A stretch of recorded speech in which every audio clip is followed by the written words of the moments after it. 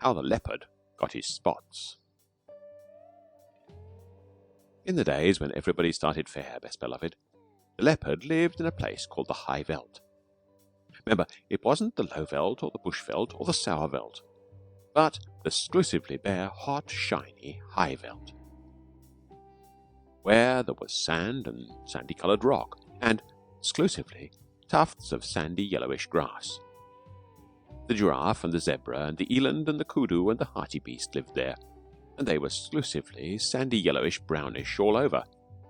But the leopard, he was the exclusivest, sandiest, yellowish, brownest of them all, a greyish yellowish, catty-shaped kind of beast, and he matched the exclusively yellowish, greyish, brownish colour of the High Veld to one hair. This was very bad for the giraffe and the zebra and the rest of them, for he would lie down by a exclusively yellowish, greyish, brownish stone or clump of grass, and when the giraffe or the zebra or the eland or the kudu or the bushbuck or the bontybuck came by, he would surprise them out of their jumpsome lives. He would indeed. And also there was an Ethiopian with bows and arrows, a exclusively greyish, brownish, yellowish man he was then, who lived on the High Veld with the leopard, and the two used to hunt together, the Ethiopian with his bows and arrows, and the leopard exclusively with his teeth and claws, till the giraffe and the eland and the kudu and the quagga and all the rest of them didn't know which way to jump, best beloved, they didn't indeed. After a long time, things lived for ever so long in those days, they learnt to avoid anything that looked like a leopard or an Ethiopian, and bit by bit, the giraffe began it because his legs were the longest, they went away from the High Veld. They scuttled for days and days and days, till they came to a great forest, exclusively full of trees and bushes and stripy, speckly, patchy-blatchy shadows, and there they hid. And after another long time, what with standing half in the shade and half out of it, and what with the slithery, slidey shadows of the trees falling on them, the giraffe grew blotchy, and the zebra grew stripy, and the eland and the kudu grew darker, with little wavy grey lines on their backs like bark on a tree trunk. And so, though you could hear them and smell them, you could very seldom see them, and then only when you knew precisely where to look. They had a beautiful time in the exclusively speckly, spickly shadows of the forest, while the leopard and the Ethiopian ran about over the exclusively greyish, yellowish, reddish High Veld outside, wondering where all their breakfasts and their dinners and their teas had gone.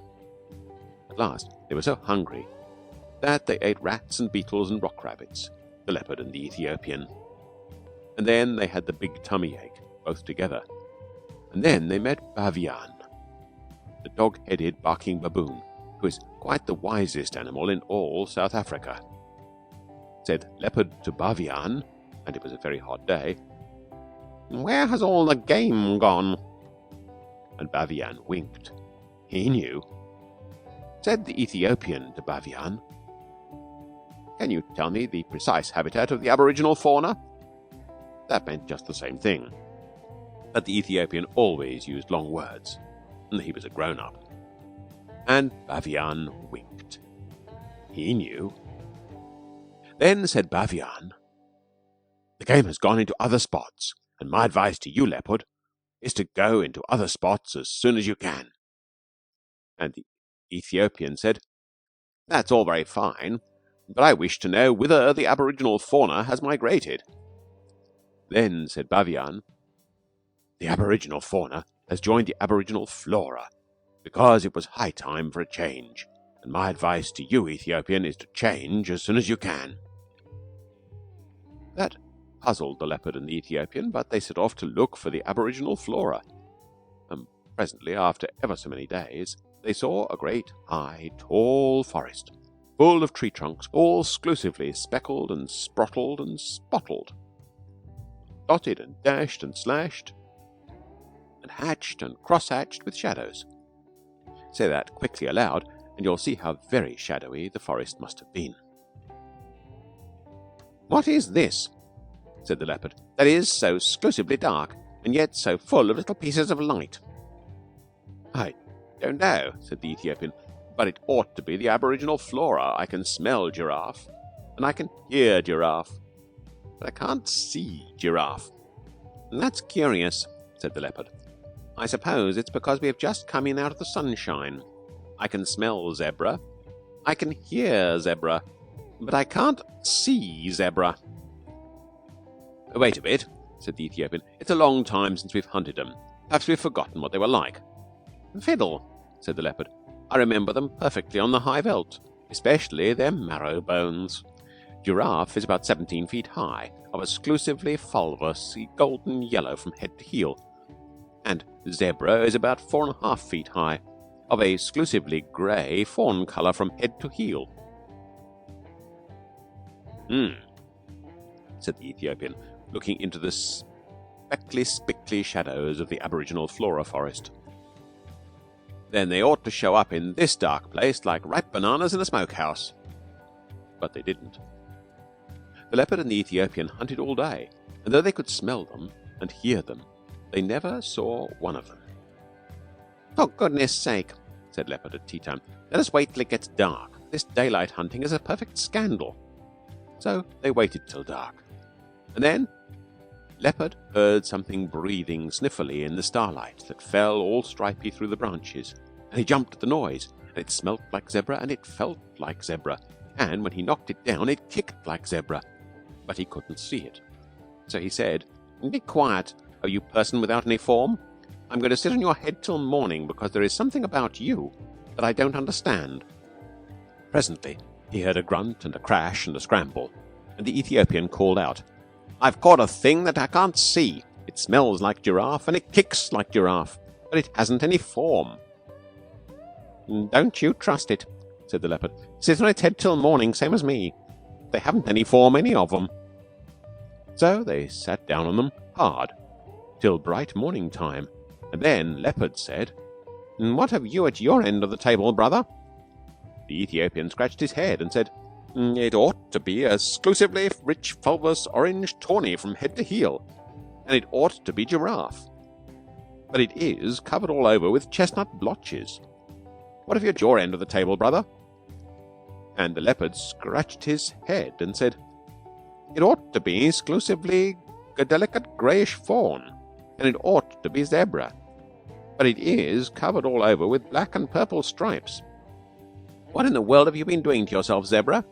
Don't you know that if you were on the high veld I could see you 10 miles off, and you haven't any form?" "Yes," said the zebra, "but this isn't the high veld, can't you see?" "I can now," said the leopard, "but I couldn't all yesterday. How is it done?" "Let us up," said the zebra, "and we will show you."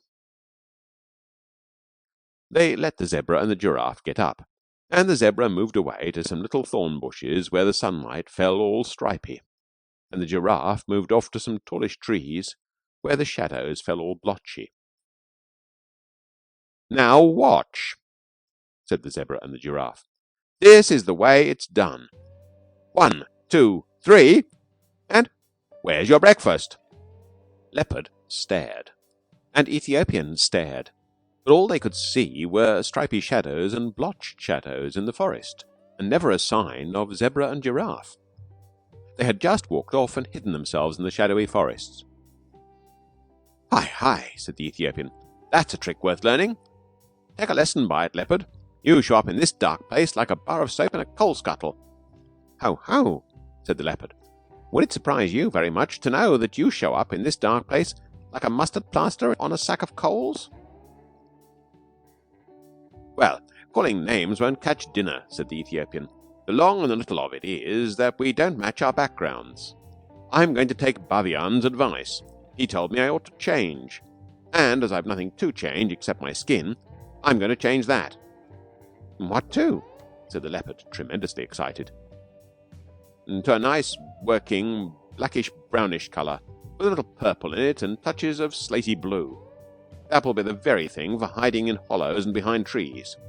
So he changed his skin then and there, and the leopard was more excited than ever. He had never seen a man change his skin before. "But what about me?" he said when the Ethiopian had worked his last little finger into his fine new black skin. You take Bavian's advice too. He told you to go into spots. And so I did, said the leopard. I went into other spots as fast as I could. I went into this spot with you, and a lot of good it has done me. Oh, said the Ethiopian. Bavian didn't mean spots in South Africa. He meant spots on your skin. What's the use of that? Said the leopard. Think of giraffe, said the Ethiopian. Or, if you prefer stripes, think of zebra. They find their spots and stripes give them, per feet, satisfaction. Said the leopard. I wouldn't look like zebra, not for ever so. Well, make up your mind, said the Ethiopian, because I'd hate to go hunting without you, but I must if you insist on looking like a sunflower against a tarred fence. I'll take spots then, said Leopard, but don't make 'em too vulgar big. I wouldn't look like giraffe, not for ever so. I'll make 'em with the tips of my fingers, said the Ethiopian. There's plenty of black left on my skin still. Stand over. Then the Ethiopian put his 5 fingers close together. There was plenty of black left on his new skin still, and he pressed them all over the leopard, and wherever the 5 fingers touched, they left 5 little black marks, all close together. You can see them on any leopard skin you like, best beloved. Sometimes the fingers slipped and the marks got a little blurred, but if you look closely at any leopard now, you will see that there are always 5 spots of 5 fat black fingertips. Now you're a beauty, said the Ethiopian. You can lie out on the bare ground and look like a heap of pebbles. You can lie out on the naked rocks and look like a piece of pudding stone. You can lie out on a leafy branch and look like sunshine sifting through the leaves. And you can lie right across the centre of a path and look like nothing in particular. Think of that and purr. But if I'm all this, said the leopard, why didn't you go spotty too? Oh, plain black's best for a nigger, said the Ethiopian. Now come along and we'll see if we can't get even with Mr. 123. Where's your breakfast? So they went away and lived happily ever afterward, best beloved. That is all. Oh, now and then you'll hear grown-ups say, can the Ethiopian change his skin or the leopard his spots? I don't think even grown-ups would keep on saying such a silly thing if the leopard and the Ethiopian hadn't done it once, do you? But they will never do it again, best beloved. They are quite contented as they are. I am the most wise Bavian, saying in the most wise tones, let us melt into the landscape, just us two by our lones. People can come in a carriage calling, but Mummy is there. Yes, I can go if you take me. Nurse says she don't care. Let's go up to the pigsties and sit on the farmyard rails. Let's say things to the bunnies and watch 'em skitter their tails. Let's, anything, Daddy, so long as it's you and me. And going truly exploring and not being in till tea. Here's your boots, I've brought 'em. And here's your cap and stick. And here's your pipe and tobacco. Oh, come along out of it, quick! Descriptions of the pictures by the author. 1. This is wise Bavian, the dog-headed baboon, who is quite the wisest animal in all South Africa. I have drawn him from a statue that I made up out of my own head. I have written his name on his belt and on his shoulder, and on the thing he is sitting on.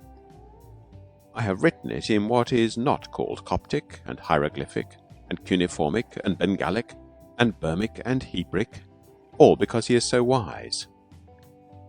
He is not beautiful, but he is very wise, and I should like to paint him with paint-box colours, but I'm not allowed.